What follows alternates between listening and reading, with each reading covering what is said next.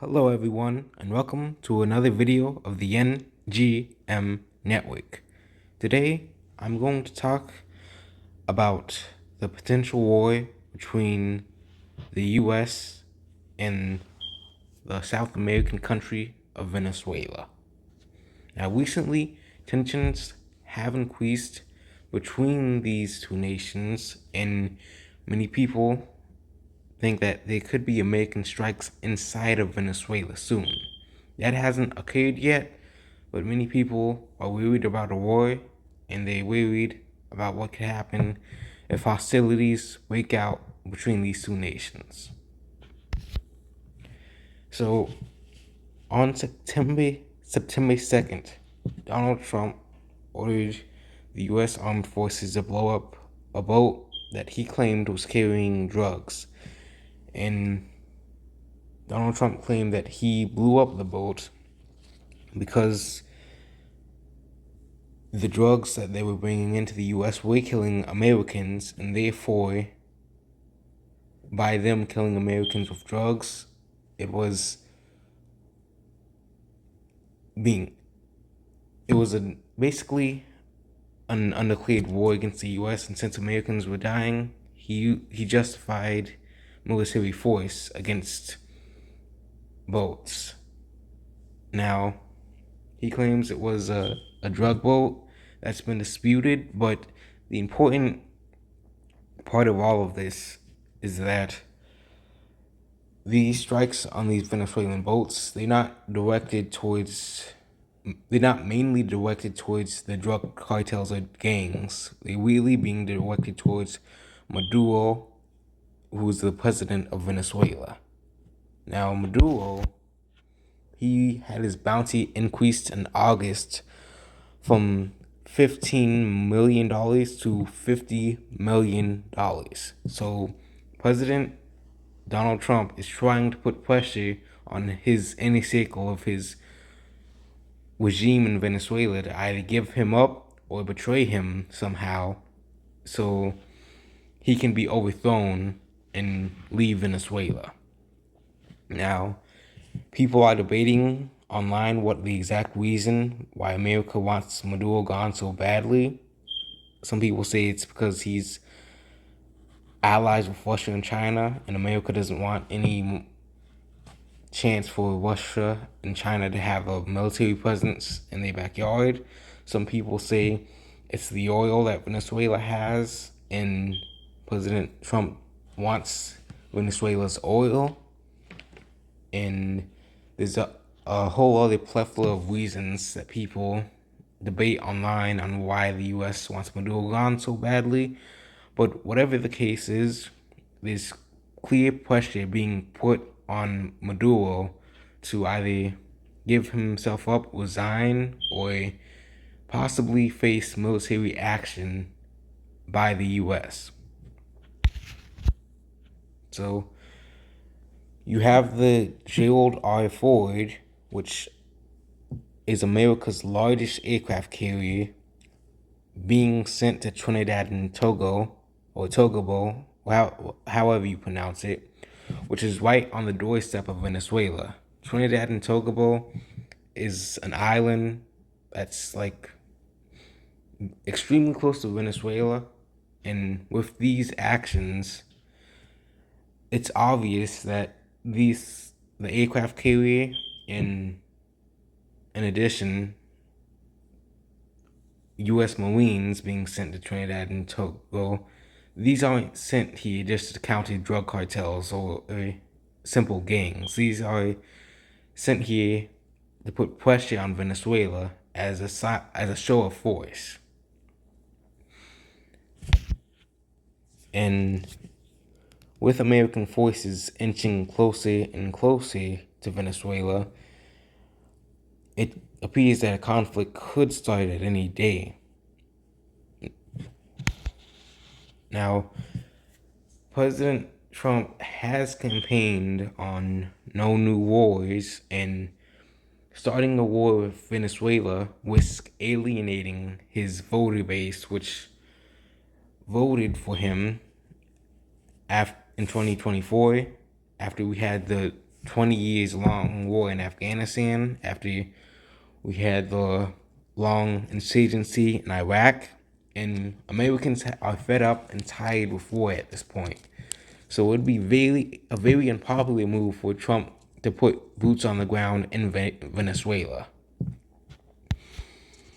Now, Pete Hegseth and as well as Marco Rubio have denied at this point in time that they are planning to strike inside of Venezuela. And a report came out in the Miami Herald, I think, on November 1st or October 31st, I think. And it said that the U.S. was planning to strike inside Venezuela, but Marco Rubio, who denied the claim and said that the U.S. doesn't have any plan to strike inside Venezuela. Now, who's telling the truth and who's lying, I'm not exactly sure, but I don't think the U.S. would publicly admit that they are planning to strike another country before they do it. That's just giving your enemies time to prepare their defenses and time to, deploy countermeasures. So I'm pretty sure the U.S. government wouldn't admit they're planning to strike inside of Venezuela before they actually do it. Now, if worst comes to worst and the U.S. actually does invade Venezuela, the Venezuelan military is a more competent and deadly fighting force than many people take them as. Because you have the Venezuelan hyperinflation crisis, you had the Venezuelans, eating cats and dogs for food and just trying to survive, and that cast an image to the international world that Venezuela was seemingly weak, that Venezuela would, collapse at any moment. But that hasn't happened yet. I mean, there was even jokes that you could just invade Venezuela and give their soldiers food and they would capitulate. But I don't think it'd be that easy. Because, you see, President Maduro, he has full control over the army, over its generals, and especially after the failed coup against him in 2019, he's likely more paranoid as ever. So I can assure you, anyone planning to betray him in the army is probably already gone, arrested, or dead, or they probably changed their minds when they saw just how badly the coup attempt in 2019 went. There's also the factor of the Venezuelan geography. You see, Venezuela is a very mountainous country in some reasons, and it also has a dense jungle. The U.S., if it wanted to, could occupy the major cities in the north of Venezuela. However, any attempt to push into the jungle would be met with fierce resistance. As you can see in this photo, Venezuela has uneven terrain, and it wouldn't be like in Iraq, where the U.S. simply just steamrolled through the Iraqi army in a matter of a month and captured Saddam Hussein. Venezuela's terrain is very different from Iraq. Iraq was very flat, very easy to navigate to, and even when the U.S., declared victory over Iraq, the war wasn't actually over. It turned into a bloody, deadly insurgency. So imagine how worse it would be in a country like Venezuela, where the terrain isn't just flat. There's mountains, there's jungles, there's trees, there's all sorts of cracks and crevices to hide in for ambushes. In other words, if Maduro sees his country being invaded, he's going to flee the capital, and go into the jungle and try to wage an insurgency against the U.S. This insurgency is going to be very bloody. It's going to take a very long time, possibly years, for the U.S. to fully root it out. And unless the U.S. just overthrows Maduro and then just automatically leaves after that, then the U.S. is going to be stuck rebuilding a nation which has already cost the U.S. trillions of dollars in Iraq and Afghanistan. So the U.S. has two choices if they do proceed to take military action against Venezuela. They can either A, after they occupy the capital city and overthrow Maduro, they can choose to leave and hope that someone else takes power. But this leaves the option that Maduro might come back from the jungle or wherever he's hiding and try to take control again, or possibly someone in the army friendly to Maduro takes control and the US's efforts would be for nothing. Or B, they can stay in Venezuela, root out anyone friendly to Maduro, root out Maduro himself, and rebuild the nation, rebuild Venezuela's institutions, and make it a full democracy. But of course, this is going to cost money. This is going to cost American lives. This is going to cost time, and that would be very unpopular for the American people. So these two options really aren't that feasible to America.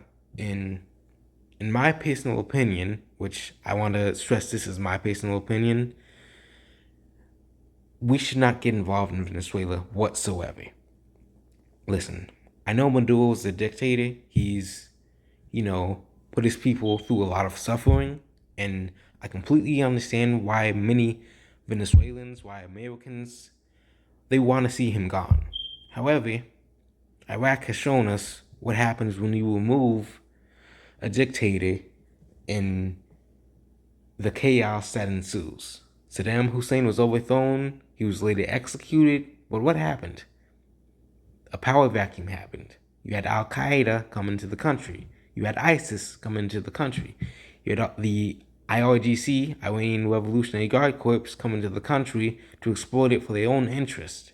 And American soldiers ended up dying in fighting insurgents.